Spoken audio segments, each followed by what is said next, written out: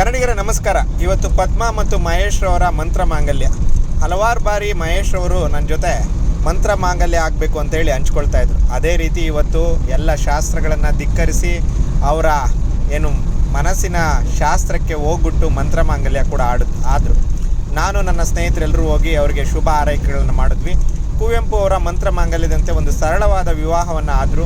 ನಿನ್ನೆ ಅವ್ರು ಹೋಗಿ ಅಂಗಡಿಯನ್ನು ಓಪನ್ ಮಾಡಿ ಅವರ ಅಂಗಡಿಯಲ್ಲಿ ವ್ಯಾಪಾರ ಮಾಡಿ ಇವತ್ತು ಬೆಳಗ್ಗೆ ಬಂದು ಅವರ ಸ್ನೇಹಿತೆ ಮದುವೆ ಆಗಿರೋದು ವಿಶೇಷ.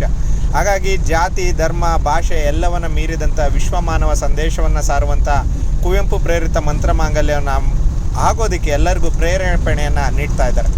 1960ರಲ್ಲಿ ತೇಜಸ್ವಿಯವರಿಗೆ ಕುವೆಂಪು ಅವರು ಮೊದಲ ಬಾರಿ ಮಂತ್ರ ಮಾಂಗಲ್ಯವನ್ನು ಮಾಡ್ತಾರೆ.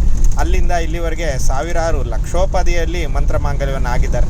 ನಾವು ಸರಳವಾಗಿ ಬದುಕಬೇಕು ಮತ್ತು ಸರಳವಾದ ಮದುವೆಯನ್ನು ಆಗಬೇಕು.